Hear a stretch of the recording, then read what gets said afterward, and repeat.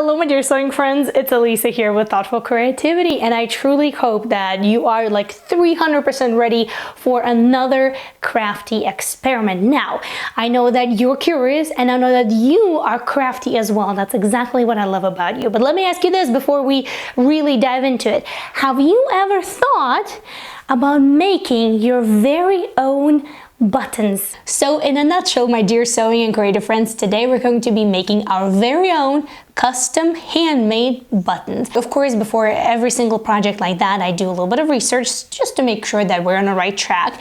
And let me tell you, there are a lot of ways how to make a button and a lot of materials that you can use for it as well. But today, the choice of my material is going to be something that I'm pretty sure a lot of you have heard about already. It's been pretty popular within, I would say, last couple of years. And of course, I'm talking about resin. And I didn't just decide on it on the whim. I have a friend who's also really crafty. I mean, she's an amazing artist and she actually does quite a lot of things with resin. She gave me two gifts. She gave me earrings and then she gave me a keychain. And when I saw them, I was instantly inspired. I thought, wouldn't that be cool to use the same technique, but to make my very own buttons that then I can go ahead and place on my very own handmade garment. So resin, of course, glitter, and then I have some other sewing supplies and crafting supplies on hand already that could be used with it as well. So we'll see if it works. Yay. If it doesn't work, well, that's an experience. Oh, let's take a look. Here I have some resin. So let's get started. Now, just like with any creative experiment that I do on the channel, whether that's making my own shoes or dyeing fabric with avocados, which was really fun, I also look for that practical aspect of it. Does it actually make sense to do what the experiment was about? So with these buttons, once they're all done, I also want to conduct a washing machine test and see if they withstand the washing and the wear as well. So we'll take a look at that. And then one of you guys, because I've been teasing this video for a while now, so one of the members of the channel asked, does it make financial sense to make the buttons out of resin? In other terms, is it cheaper to make buttons this way than buying similar buttons from the shop? So we're also going to take a look at that as well. But for now, let's go ahead and take a look at what kind of button molds I've ordered for this experiment. So here I have little buttons, a little set. Then I have these vintage crochet look-like buttons. Then I have one big one, or well, it's not big, but one button like that. This actually reminds me of a vintage button that my mom had, and she actually sewed a couple of them on my beret. I had like a dark navy blue beret when I was a kid, and I had these kind of buttons sewn on it as a decoration. There were a couple that were red and a couple that were yellow. So that's one of the reasons why I actually ordered it. There's another set of buttons, and then there's this hard button that I thought would be really fun to try out. Okay, it seems like the resin comes with instructions, which is really great because this is my first time ever doing so.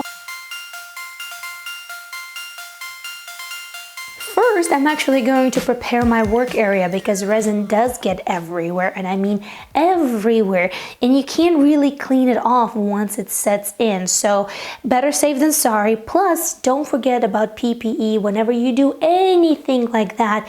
As I mentioned, this is not a tutorial, this is an experiment, so please do additional research before you do your own. And according to the instructions that were included with the resin, it says for the first step, measure equal amounts of A and B by volume. Then pour them together into a mixing cup and mix slowly until absolutely no swirls are seen, about for 2 to 3 minutes. And for my first batch ever, I decided to take it easy and only add one additional ingredient. Do you see all the sparkle? It's so pretty. After that, instructions say slowly pour mixed resin down the side of the mold to avoid introducing any additional air bubbles. I mean, it sounds pretty easy, but you know what? We'll see how it turns out. Alright, so I did put them aside because now they have to cure for about 24 to 48 hours. Now, my molds are pretty shallow and small, so I think 24 hours will be enough, but we will see how that goes. Either way, can't really do much because those are all the molds that I have, so I'll see you here tomorrow at the same time. I mean, probably in the next 3 seconds on your screen, but in my time, it's gonna be full 24 hours.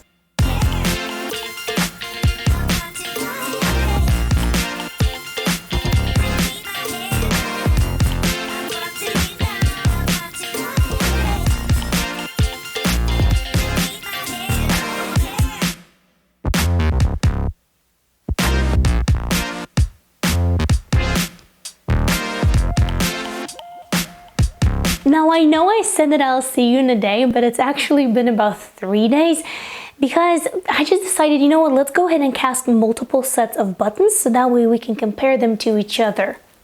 Alright, so here are the buttons that came out of the first 3 days, and I need to tell you this, that at first when I took them out of the mold, they did seem a little bendy, but after 3 days they are completely hard. So it feels to me that it takes a lot longer than just 24 hours for this resin to set completely. So just something to keep an eye out for. And I must tell you that most of the molds of the buttons I really like, and there's this one that is just not my cup of tea. Let me show you this one. This was the big flower crochet mold. The blue one actually looks pretty decent, but this white one with just silver sparkles inside or silver glitter just really looks almost like, it almost looks dirty to me. So I really don't like how resin as a material for these molds, how it looks like when it's done. So maybe it's the wrong choice of material. Maybe something like polymer clay or anything else would be the best for this type of shape of the mold, but the rest of them came out really nice. So let's take a look. I made a set of these sparkly rose colored buttons. Now the color of these buttons is actually coming from the glitter, because this glitter is so fine, it seems like it actually gives the color to these buttons, but there's no additional pigment in them. So these came out really nice and sparkly. I love them. The clear ones came out clear with a little bit of silver to them, or silver glitter to them, and I actually really like them. There we go, really nice as well. And then the blue ones came out really nice too. Again, I don't really like the large crochet button, but the rest of them came out really fun. I did a couple of different sets, small ones, big ones, also the flower one, and I also did the heart button as well, but you will see that a little bit later. The glitter really made it super sparkly, and so far these are hard like buttons should be, so I must say that for now this experiment is a success. So I've played around with glitter, and now I actually want to play around a little bit with alcohol ink. I had it on hand already from my other art supplies, and since I have it, why not use it for resin? I did do a little bit of research as always, and you can use alcohol-based inks in resin. And let's see what comes out of it.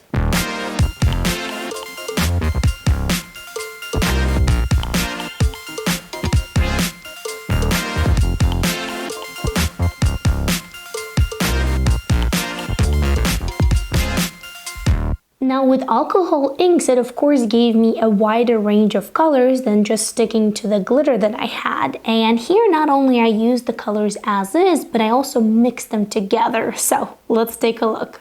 The clear pigmented ones were these ones. This was the magenta alcohol ink, and just the slightest, tiniest drop was used for the batch of these ones, and a little bit of silver glitter. So this is how these look like. Then I did a combination between magenta and a little bit of turquoise, and it gave me this really beautiful sort of this bright purple color, and I also added some silver glitter to it as well, and I actually really love the outcome.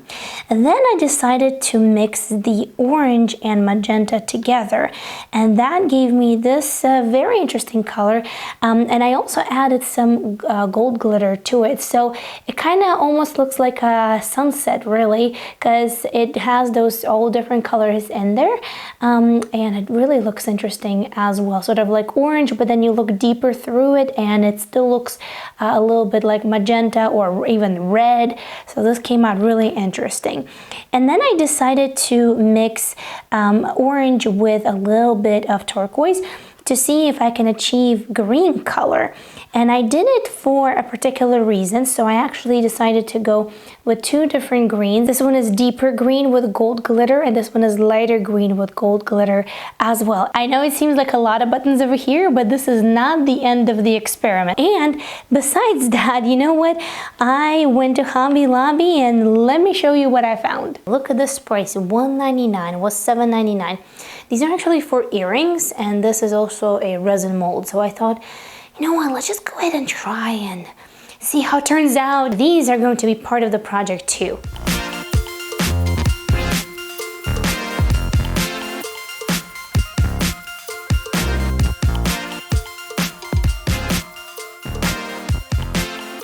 Okay, I have to tell you something. So while majority of these turn out really fun and really nice, I mean, they're sparkly, they're glittery, how could they not? Everything that sparkles is really fun and exciting. So while I'm happy with most of the results, I did have some that turned out like this. Look how squishy, like a gummy bear. And this has been curing for about a week. I'm saying curing because this is a fail for sure. Then take a look at this one. It's like a gummy bear. There we go. And really sticky on the other side as well. Then I have this pink one. Same story. I have one that's golden one. And I did look into the reasons why this might have happened. And I think that I did not mix enough. The resin and the hardener, I think I just didn't mix it properly, and that gave me this result. So I did have a batch and a half that didn't turn out. And you know what? That's okay. That's bound to happen when you're trying something new. I've never worked with resin before, never. So this is completely new to me. But now through this failed batch, I know for sure that you have to mix really well in order for your resin to set correctly. All right, the moment of truth. I have my buttons over here, and now I just have to attach them. I also tried to match the colors of the buttons as closely as I could to the colors of the candy that I have on this fabric. And by the way, I also made this t-shirt from scratch as well. So I'm really excited for this to be almost like 100% handmade. And I think that's the beauty of making your own buttons, because you can really have that creative control over the colors and the shapes. And of course here, shape is pretty straightforward, just a heart. I could have bought it somewhere in a shop, but if we're talking about something a little bit more unique, then this could definitely be the way to go. All right, the buttons are attached. This is how they look like. Now I just have to let my daughter wear it for a day and then throw this into the wash. There it goes. All right, all we have to do now is just wait and see. And while that is being washed, let's go ahead and take a seat and let's figure out the cost per set of buttons when we're making buttons this way. And then we will compare it with the retail price of the button that we can get in the shop. I'm going to calculate the cost of the set of 6 round buttons like you see right over here. Obviously, the price per set of different buttons will vary, but at least this will give you sort of like the price point of how much does it actually cost and if it makes sense. So the 2 bottles of resin, one was the resin, one was the hardener. Each one of them was 16 ounces, so together 32 ounces or 950 mils, so 475 each. Now, I've counted out that a set of 6 buttons like these takes 10 mil to cast. So 950, we're going to divide by 10, and it's going to give us 95 sets of these buttons. So 2 of those bottles of resin together will give us 95 sets of these buttons. Then we're going to go ahead and take the price that I paid for these, which was $25.99, and we're going to divide by 95. Remember that each set has 6 buttons in it. So that gives us approximately 27 cents per set of buttons. Of course, let's not forget that we also have to buy the mold. This particular mold was $8.50. Some other molds were less than that, and I think the most expensive mold was that large crochet flower mold. I think that was like $9 something. So of course, all molds will cost differently as well. And also it's worth to know that the more buttons you cast from this mold, let's say you go and buy additional resin and whatnot, then the price of the mold per each set of buttons, of course, is going to go down as well. But for now, for 95 sets of buttons, this mold, we're going to round it up, will cost us about 10 cents per each set.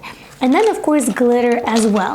Now I don't necessarily know if that whole pack of 6 different bottles of glitter is going to be enough for all 95 sets, but I'm just going to assume that it will be, because a little bit of glitter goes a long way. So if we take that glitter, I paid $12.59 for the set of 6, and if we're gonna go ahead and divide it by 95 and round it up, it will give us about 13 cents per set of these round buttons.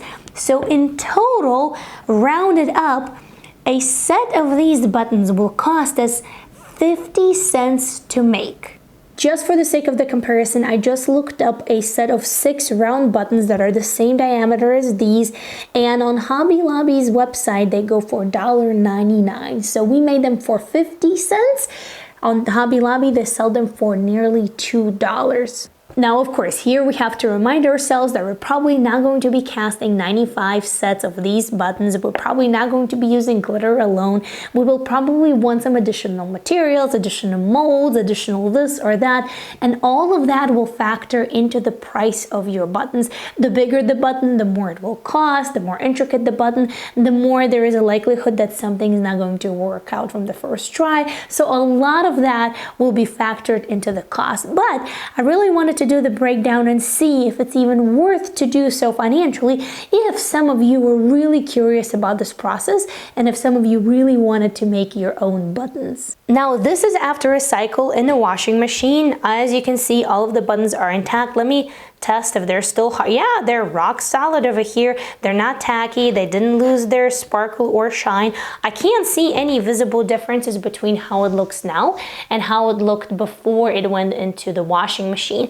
And just to be on the safe side, I actually conducted this on 2 different garments. This was for my daughter. She wore it for a full day at daycare, and then I threw it in a wash. And this was for me. This is a cardigan that I upcycled in a previous video. It didn't have these glitter dots and it had different buttons. So I added these glitter dots, and I also changed the buttons from just regular gray ones to my handmade sparkly ones. And again, the buttons are intact. I see no visible damage to them.